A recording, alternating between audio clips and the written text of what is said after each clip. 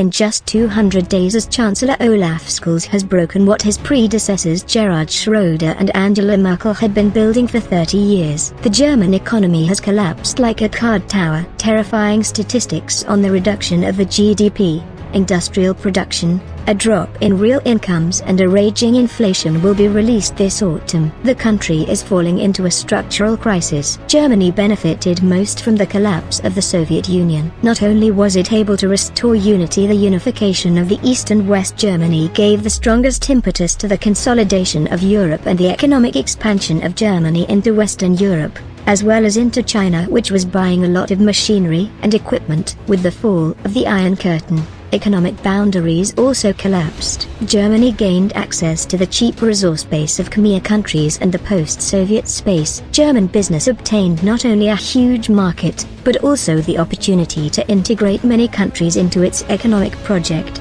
the Eurozone. Over the past 30 years, something happened that the country could not achieve in the two world wars: the unification of Europe and the capture of the recourse markets and trading areas, not by force of arms, but by economy. German cars and equipment have become the symbol of Europe's economic success. For decades, step by step, day by day, German blue-collar workers forged Berlin's economic triumph. In Eurasia, the foreign economic expansion and growth of the German economy is perfectly reflected in the trade surplus. Since 1991, it has steadily grown and remained positive during the 1998 crisis and in 2008, and even during the COVID times. For 30 years, Germany has been selling more to the outside world every month than it has been taking from it. Interestingly, the trade turnover between Russia and Germany over the past 20 years corresponded to the notion of partnership. Russia bought about as much from Germany as the Germans bought from the Russians, an economic hurdle. It is clear that oil products, gas,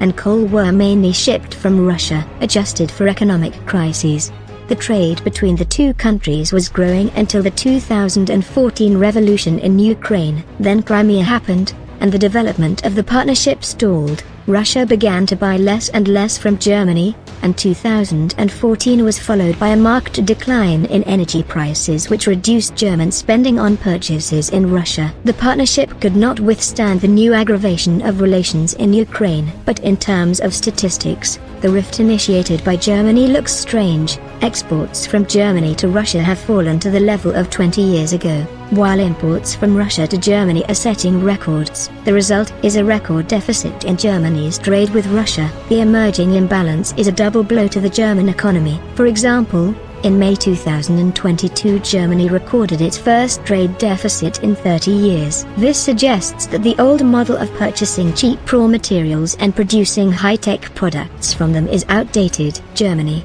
and with it the whole of Europe, is entering a structural crisis. The problems of Germany and the entire European economy are perfectly reflected in the euro exchange rate, which has dropped to a two-decade low against the dollar, almost to parity. This rate suggests that capital is fleeing the old world, seeing no prospects there. The basis of Germany's balance of trade deficit, and with it of France, Italy and other countries, is formed by the sharply rising prices of energy products, primarily natural gas, the price of which on the stock market has reached $1,900 per 1,000 cubic meters. This level of gas prices in the oil equivalent corresponds to the price of $300 per barrel, and the quotations are even higher on the spot. It is clear that such prices are unaffordable for the industry and the population, and given the fact that gas prices in the domestic market of the United States and Russia are 10 times lower, this makes any activity that requires energy costs in Europe economically meaningless. The United States and Russia supplying themselves with oil, gas and food, look much more promising against the backdrop of Europe. The military bravado of European politicians has also come to naught. No one is seriously discussing the seventh package of sanctions against Russia anymore. The main political thought is focused on the question of how to cope with losses. Panic is particularly noticeable in the cabinet of the Federal Republic of Germany. The German government's strategy to replace Russian gas, prepared by Vice-Chancellor Habeck, has failed and will not be able to provide the gas that is needed for the coming winter, states filed. The problem is banal: there are simply no LNG carriers available on the market. Against this backdrop, the German and Canadian governments haggled for the week about sending a Siemens turbine to Germany. The turbine, which was working on the Nord Stream pipeline, went to Canada for maintenance and got stuck there because of sanctions. As a result, the pressure in Nord Stream, which feeds Germany, dropped. And now, at the beginning of July, it became known that the turbine was on its way back. Against the background of the gas market crisis in Germany, so far at the expert-level discussions have begun on the launch of the long-suffering Nord Stream 2, even though it is under US sanctions. The gas crisis in Europe, having barely begun, has shown that the health of Europe's economy is entirely in the hands of Russia. European politicians are already ready for peace talks on Ukraine, the launch of gas pipelines, and the lifting of sanctions. In the autumn, with the first cold weather and the release of statistics on the German economy, Europe will be ready to sign the Surrender Act. Germany's economic miracle is over in Ukraine.